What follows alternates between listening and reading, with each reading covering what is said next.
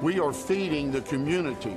We are feeding the first responders. We are feeding our linemen that are restoring all power to our community.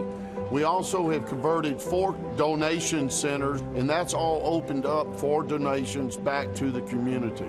All of this is basically intended to just bring that little piece of comfort to the families from around the region.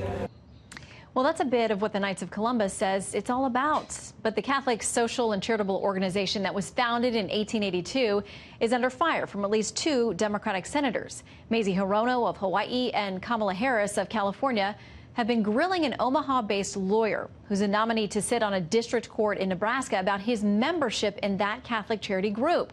Hirono says the Knights of Columbus have, quote, a number of extreme positions, asking nominee Brian Buescher if he could hear cases fairly, or if he was intending to leave the organization if he actually got a seat confirmed on the bench. Buescher says his involvement with the Knights of Columbus consists mostly of charitable work and community events, and he's not backing down. So let's bring in the Reverend Gerald Murray, pastor of the Holy Family Catholic Church, for some analysis. Father, welcome. Great to have you with us. Thank you, Shannon. Okay, so listen, some of the concerns that these senators have, they say the Knights of Columbus has taken positions on abortion and marriage they say are extreme and out of the mainstream. They also say he's called himself pro-life. Is it fair to ask questions about whether or not he can be an objective judge?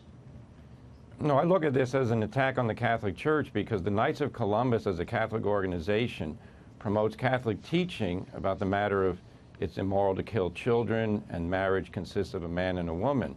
Those are not extreme positions. Those are truths that were taught by law and culture for most of Western history until quite recently. It's not fair to say if you are a member of a Catholic organization, you're an extremist, because we don't have religious tests in the United States. We respect religion. You may not agree with someone's religion, but don't then say to him, it's illegitimate for you to uphold those positions that you're teaching is extreme. No, Catholicism is not extreme. Their attacks are extreme. Mm-hmm. Well, it's interesting because there are those who take this a step further and say it's not just about having a faith, it's about actually practicing it. And that's where some of these questions, and we've seen it with other nominees over the last year or two, have been really pushed on whether or not they actually adhere to the Bible or the tenets of their faith. Bill Donahue, you know well, president of the Catholic League for Religious and Civil Rights, says this in writing an op-ed. He said Senators Harris and Hirono are playing a game. They're engaged in selective religious profiling and sexism. Supreme Court Justice Sonia Sotomayor was not considered a problem with these senators, yet she is Catholic. But she's also reliably pro-abortion. End of story. Is it more about the issue? It is. I think this is a replay of the Judge Kavanaugh debate that was had, which is basically to say abortion, as dictated by Roe v. Wade, is an unassailable position in American life, and anyone who criticizes it's an extremist. And the Catholic Church says no. Abortion involves the killing of unborn children, and decent people don't believe that that's right, and they should be able to advocate in a free society for laws to bring that into legal force in the country. It really is a shame that the motives of people such as this proposed judge in Nebraska are impugned because they're religious people. Religious people are called upon when there's disaster, and the Knights do a lot of that disaster relief, and everybody's happy when they show up at the border, at a fire, at an explosion. But if they happen to say, well, by the way, we also believe what the church teaches about human life and marriage, well, suddenly they're called extremists and they're said, get out of here. That's wrong. Mm-hmm. And to that point, I want to read something from the Leadership Conference on Civil and Human Rights, writing an open letter urging vote against this man, and says, based on his track record of partisan activism and deep-seated hostility to LGBTQ equality and reproductive freedom, Mr. Buescher would be incapable of serving as a fair and neutral arbiter. He should not be confirmed for a lifetime appointment to the federal judiciary.